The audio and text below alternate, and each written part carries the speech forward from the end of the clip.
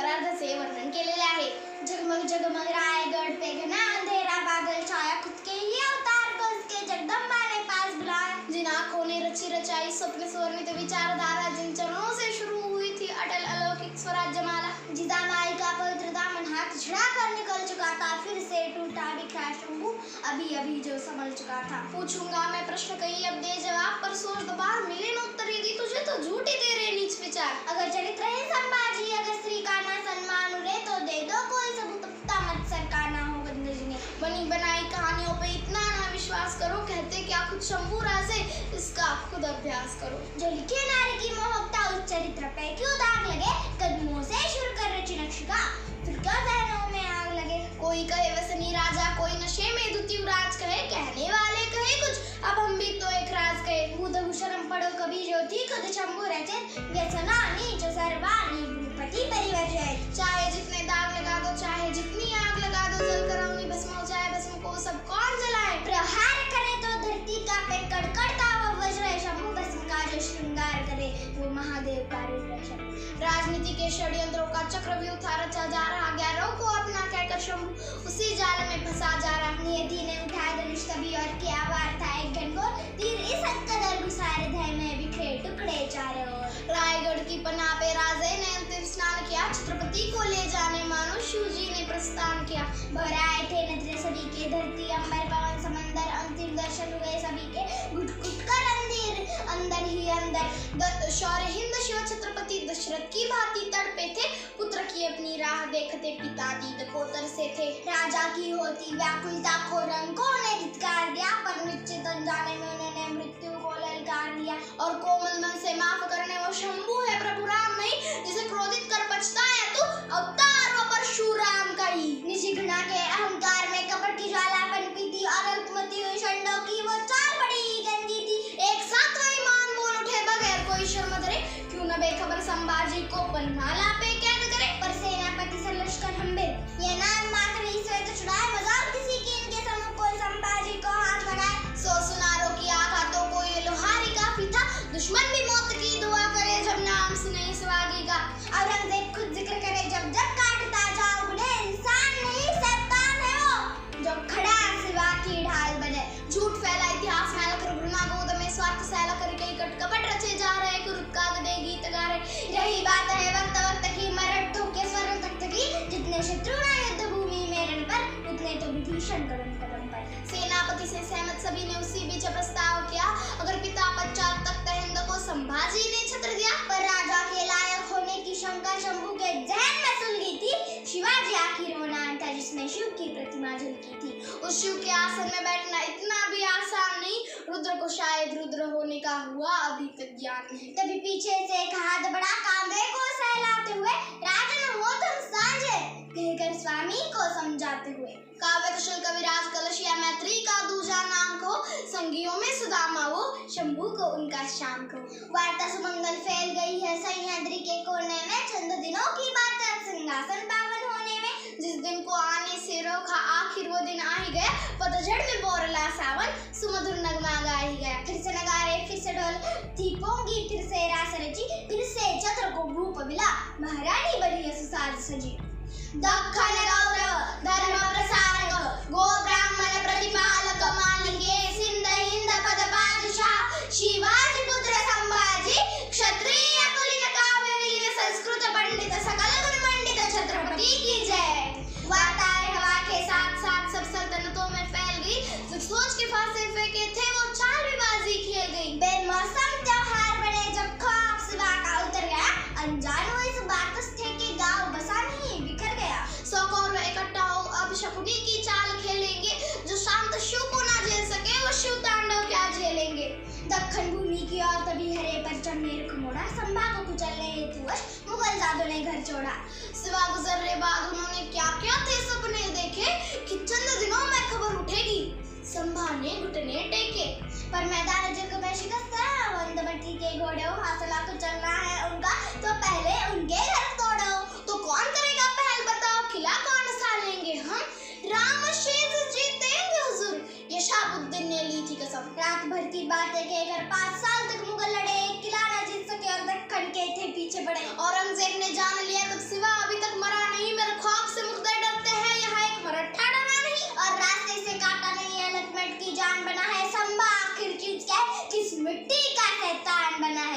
संभाजी को समझ सके ये तेरे बस की बात नहीं है, पाके हिंद की मिट्टी है जा तेरी कोई औकात नहीं। वहाँ निकल चुके थे संभाजी को निमो पे अपनी नजर गड़ा, 9 साल से दुश्मन का आकड़ा, धनुष जब ये तीर उड़ा, मैसूर तमिल बंगाल बिहार से आंध्र प्रदेश की सीमा पार कर फतेह मुकम्मल दौड़ रहा शिवाजी का भगवा सरदार। 9 साल लड़ा, 9 साल बड़ा, 9 साल से सीना तान खड़ा, 9 साल औरंग जूझ रहा बस एक फतेह की आस लिए, 9 साल दुआ नादर्ज हुई तस्बीरी इबादत पास लिए। यहाँ जमीन पे बैठा हाथी कैसे रोकता, उस उड़ते परिंदों को खुदा भी कैसे खारिज करता, इसे लेकर खुदा के बंदे को आदिल कुतुब सी बड़ी जागिर है जिसे लेने बस 2 साल लगे, संभा का ख्याल आते ही वो किसी बच्चे सा बेहाल लगे। इसी बीच आई खबर दौड़ती वाई की रणभूमि से, सालों से दीवार खड़ी जो जहाँ मिली है इस भूमि में, 4 मुकम्मल हुई है पर प्रधान गवा बैठे हैं हम, सालारे हिंद अमीर नहीं गुरधाम गवा बैठे हैं।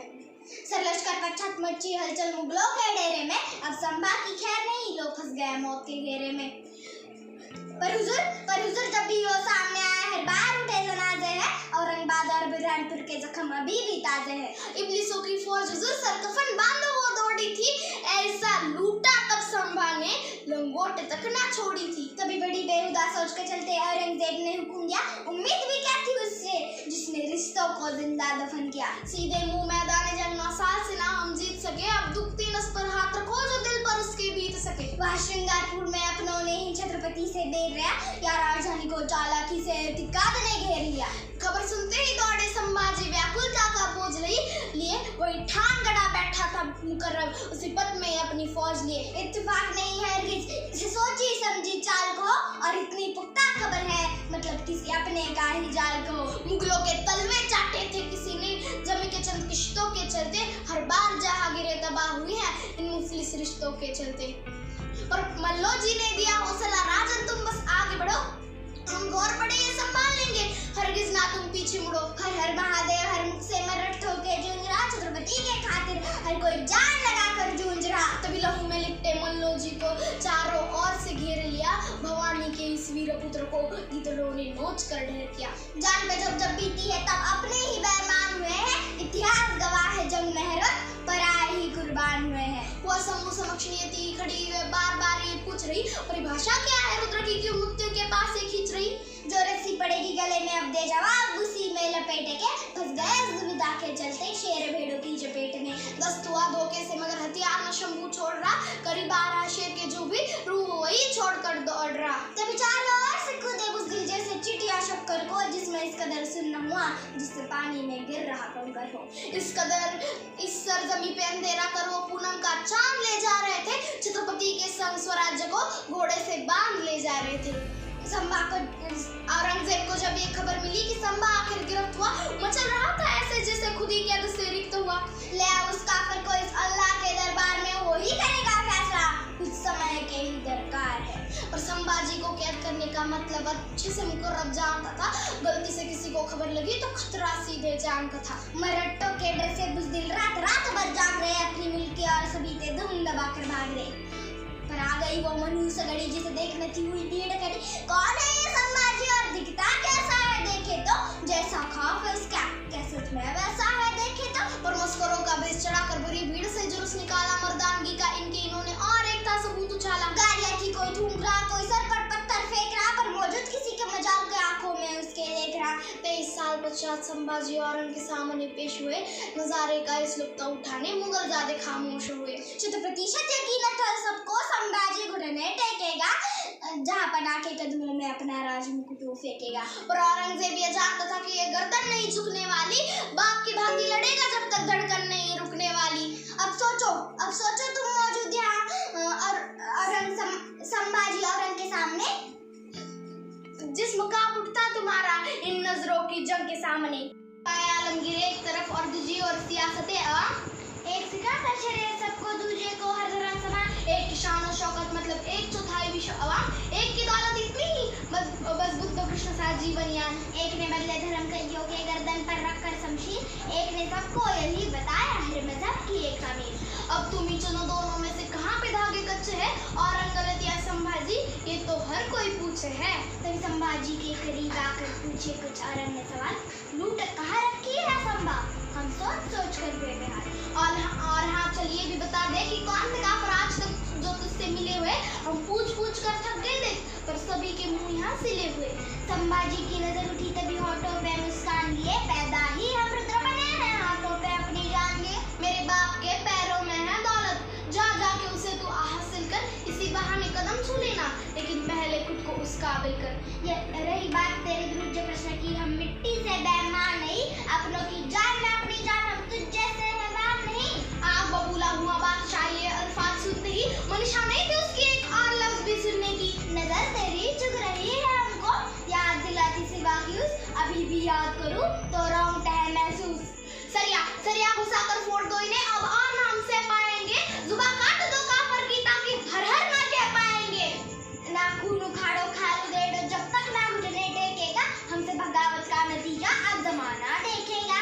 अमन जिसने सिखाया जगत को उस कुरान का तो इल्म धरो, और कौन खुदा कहता है कि तुम इस हद तक गिरकर जुल्म करो। एक दिन नहीं 40 दिन आका के हुक्म पर अमल हुआ, हर रोज औरत पूछ रहा क्या झुकने को वो कबूल हुआ। हुजूर जुबा काटी आंखें फोड़ी, उसकी दोनों बाहें तोड़ी, नाखून उखाड़े खालू देड़े, गोल घुमाकर टांग मरोड़ी, नमक लगाकर जख्म जलाए, गोश्त के टुकड़े कुत्तों को खिलाए, पर मजाल शिकस्त को कबूल करे। हुजूर क्या हम कुछ भूल रहे? हाँ बिल्कुल। पहले तो तुमको हाथ मुबारक, चाल गलत तुम खेल रहे, सिर्फ जिस्म काटा है तुमने संभाजी, तुम भूल रहे। बचपन से दर्द सहा वो, ये इसके लिए नई बात नहीं, क्या घिनौने जख्म सहे, ये हरगिज तुझको ज्ञात नहीं। कलेजा नहीं बस पत्थर का एक गोला है, बड़ी बेदर्दी से भूतकाल में नियति ने जिसे ढिढोला है। नजरों की रोशनी छीनी पर नजरिया ना तुम छीन सके, कहो के कायर खुद की नजर को जो उसकी नजरों में तुम दे न सके। जुबा काट कर बता दिया तूने, तुम वाकई शास्त्र से डरते हो, हम राम कृष्ण को गाते हैं, तुम बात शस्त्र से करते हो। इतनी आयतें पढ़कर भी मुगलों के पल्ले पड़ा नहीं, इतिहास कूदे का सबूत है, शस्त्र शास्त्र से बड़ा नहीं। आखिर सर कलम का हुक्म सुना, वो खुद के घमंड को मार रहे,